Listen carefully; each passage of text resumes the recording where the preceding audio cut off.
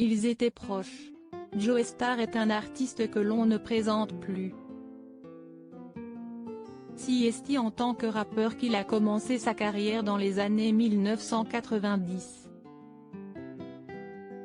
Par la suite, il s'est fait discret avant de revenir sur le devant de la scène en 2008 pour se tourner majoritairement vers le cinéma.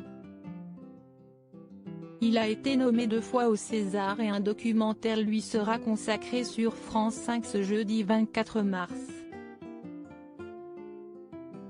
Celui-ci est intitulé Joe Starr Grandeur Nature et il est indiqué que l'artiste a été filmé lors des répétitions de sa nouvelle pièce.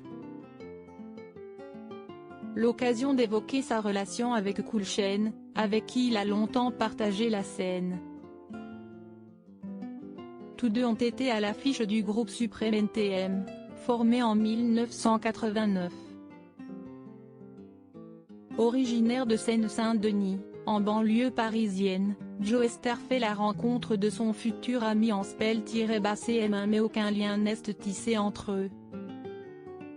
Quelques années plus tard, ils assistent à une prestation de hip-hop sur la place du Trocadéro et c'est Cool Chain qui prend les devants. Apprenant que le rappeur était présent, il décide d'aller à sa rencontre.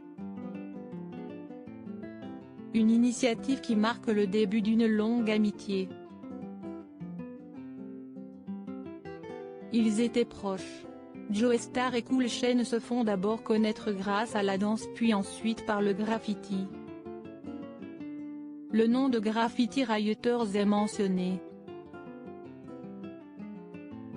Par la suite, ils ont formé le groupe Supreme NTM après que Johnny Go, auteur du premier 45 tours, leur a expliqué, le rap est une branche du hip-hop réservée à une élite dont eux, ces Graffiti Kings aux mains tachées de peinture, ne feront sans doute jamais partie. Une affirmation qui motive les deux amis et Joe Starr avait expliqué dans ses mémoires, Joe Starr se met à table, le soir même, on a commencé à écrire des conneries. Les 3 premiers textes parlaient de graffiti.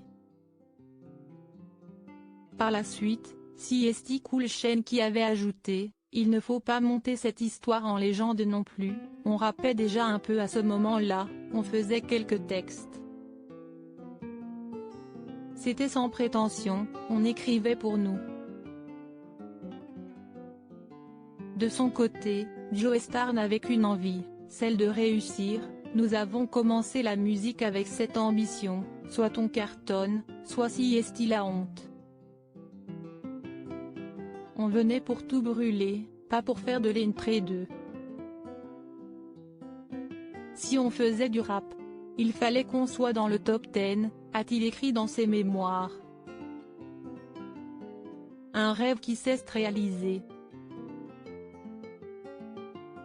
Joe Starr et Cool Chain, sont-ils encore amis aujourd'hui?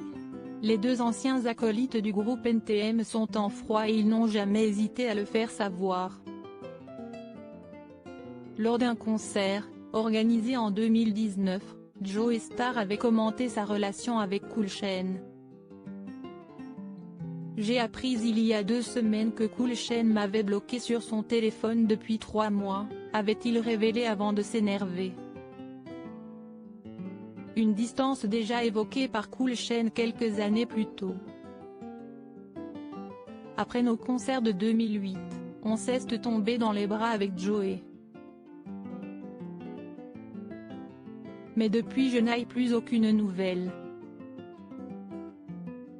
Ce n'est pas faute d'avoir envoyé des textos, avait-il d'abord expliqué en 2016. Il doit être passé à autre chose. C'est triste. Nos retrouvailles de 2008 restent un moment génial. On s'est régalé en faisant tout ce que nous n'avions pas réalisé avant. Bercy, c'était vraiment de la folie, avait conclu le rappeur. Loading widget.